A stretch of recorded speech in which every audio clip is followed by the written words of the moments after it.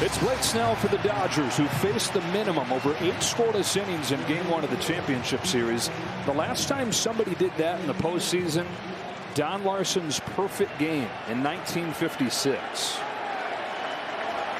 Game 7 hero leads off. First pitch to George Springer. Upstairs, ball 1. Well, there's no better feeling of a pitcher when you're in rhythm and in groove. You don't care who you're facing. You're connected with all your pitches. And I think the same thing tonight. If his fastball command is on, it's going to be tough, even for one of the best offenses in baseball, the Toronto Blue Jays. To short and Betts. Off one bounce. 1 out.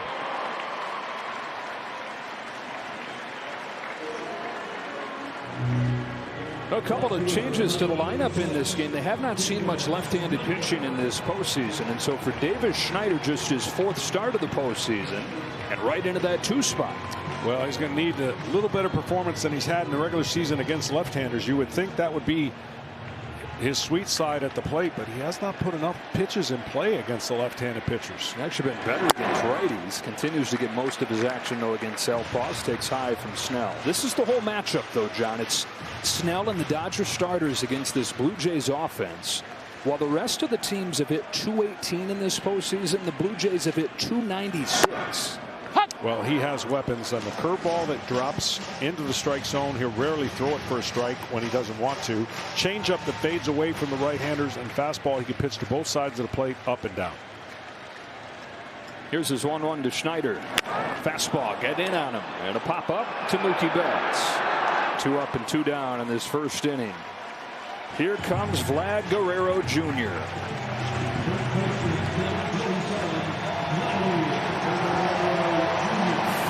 .442, twice as many home runs as he has strikeouts in this postseason. I don't know the last time I saw a guy this time of year look this locked in. Yeah, you're going to have a hard time getting him out up. You're going to get him out down. If you get him out, it's going to be down. That's the pitch right there. You got to get the changeup away, and you got to get the fastball in to just keep him guessing. If you stay in the same area, there's no chance you're going to get him out consistently. Franchise face delivering high dream of for a guy that signs the big contract, $500 million deal that started this season, kind of reignited hope around the Blue Jays coming off that last place finish. Season that starts with a big contract, ends in the Fall Classic. The 1-1 from Snell. A little high, ball 2. Yeah, you saw they're trying to get him that pitch in. He did not. So the hitter doesn't know unless he can look back after the pitch and think that that pitch was in. He just thought maybe that's going to be up. Establish in, change up away. On a 2-1, Guerrero takes in the dirt, and that's been the whole thing watching him. If you're out of the zone even by an inch, he's not budging. No. You come in the zone and he's hitting it a mile. Yeah.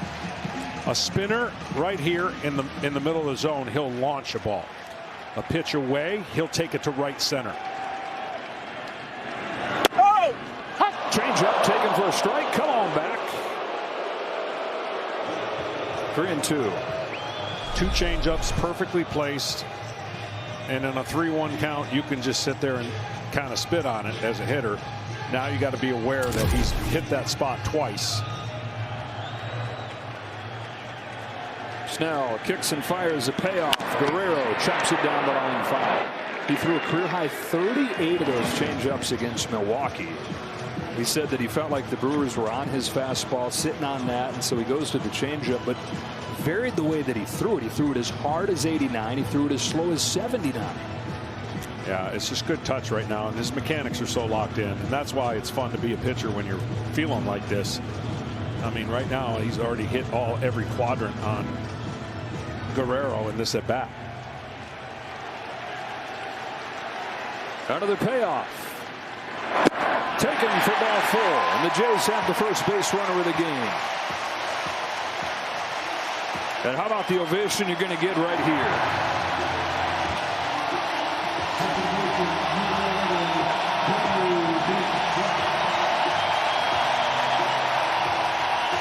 Bichette, who last played on September 6th when he injured his knee at Yankee Stadium. Not only is he back, he's plugged right into the cleanup spot. John Schneider said you could call him in the middle of winter and ask if he's ready to hit, and he said, you betcha. That's going to be the theme tonight, though. Even though he's missed a lot of time, they're going to pound him in, try to tie up his hands. Now, he likes it middle in. So it's strength against strength. And then what that does is if he pounds it in enough, he can get him out of the way. Same thing with Guerrero. The 1-0 from Snell. Bichette takes inside ball 2. He was a .311 hitter during the regular season. Only Aaron Judge had a higher average. Hitting's feeling fine. Running's feeling fine. Playing him at second base for the first time since he was in the minors. Just took a little bit of stress off him as opposed to his normal shortstop position. Bichette on 2-0. Looks at ball 3. Trying to establish his fastball in. He's quick with it. That means he's feeling good, and being quick, you pull it inside a little more than you want to. He's trying to hit the inner part of that strike zone and has missed on the first 3. A green light and a runner that'll sneak through for a base hit into right field. Guerrero heads for third. Hernandez's throw not close to in time, and the Jays have him cornered in the first. Welcome back, Bichette. Guy can fall out of bed and hit. Typically 3-0, you might think about pulling this ball, but he saw a side of the infield that was wide open, and he gets a hit. And right away, the theme again for this series: runners in scoring position, 2 outs. They do it all. They score a ton of runs with 2 outs. They score a ton of runs with runners in scoring position, but they're facing some nastiness for the Dodgers starting pitcher. One of a kind catcher of the Blue Jays right here, Alejandro Kirk. First and third, 2 out. First inning of game 1. Snell continues to be around the zone with the fastball. Well, he needs the top of the zone for the fastball because he pitches so comfortably up there, and he hasn't gotten any of those calls yet. That one right there could have gone either way. Really dangerous high fastball hitter right here in Kirk. Fan favorite. Fouls it off, and it's 1-1. Unofficial captain of this Blue Jays team. More than once, Alejandro's been stopped by stadium security on his way in and visiting parks. They're saying, what are you trying to do getting into the clubhouse? Well, I'm a player. I'm an all-star player. Might not look the part, but the dude can flat out play. Trying to get the Jays on the board first. He's ahead 2-1. Rushing his fastball just a little bit. Trying with, and this is a good meeting right here by Will Smith. Just getting him to relax a little bit. Look, a week off and longer for this pitching staff since they won. Old school, John. We're throwing it back the way these Dodgers starters are going deep into games. 7 innings after 7 innings. Got a complete game thrown in there. The first one in the postseason in 7 years. Meanwhile, the Blue Jays, the highest average team, the best bat-to-ball team.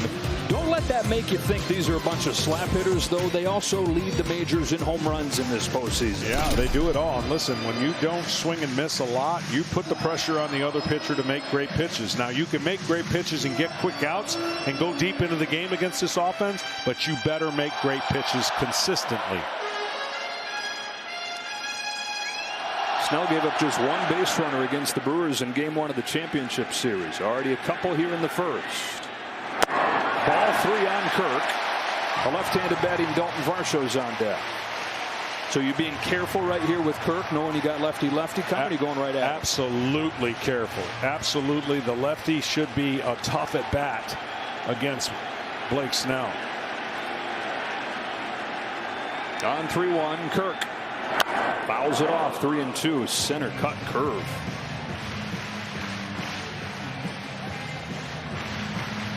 Well, with that bum knee, a little extra opportunity to get running for Bichette here with 3-2, 2 outs.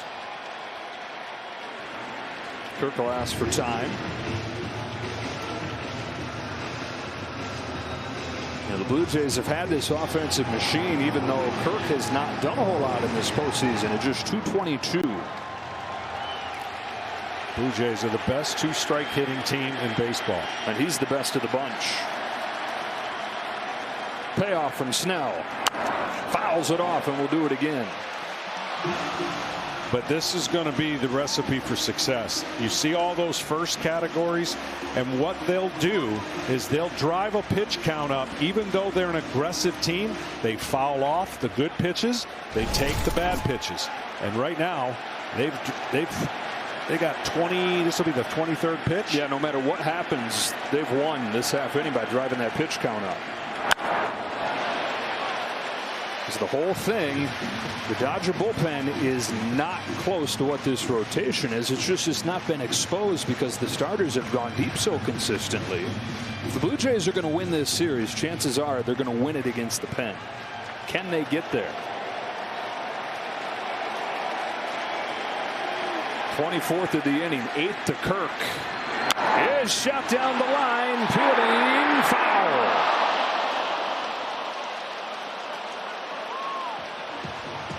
Just can't put this guy away. You're talking about how good he is with 2 strikes. Give you a little context on that.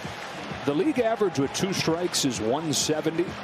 Alejandro Kirk, 270 with 2 strikes. Most guys would take that average, period, regardless of count. Yeah, he only has an 18% miss rate on the breaking balls against left-handers. So that takes the left-handed weapon and just basically tells you he's staying on it. He doesn't miss much inside as well, and he loves hitting the ball on the outside part of the plate. On the 9th pitch, Kirk takes ball 4, bases loaded. What a chance for the Blue Jays in this first inning against Snell. And he has just cruised through this postseason, 3-0 with a sub-1 ERA. These 25 pitches, the most that he's thrown in an inning in his 4 starts. So here's that lefty-lefty matchup we were talking about against Varsho. First pitch is so key. Bases loaded. He's missed with a lot of his fastballs. Misses with a curveball. This looks like a different guy so far. Well, on the road, and like they said, that rest. When he clicks in, though, and this is the chance here with 2 outs. They've done a lot of damage on the pitch count, but a hit right here would go a long way for this crowd that's been standing the whole first inning. Varsho watches a curve find the zone.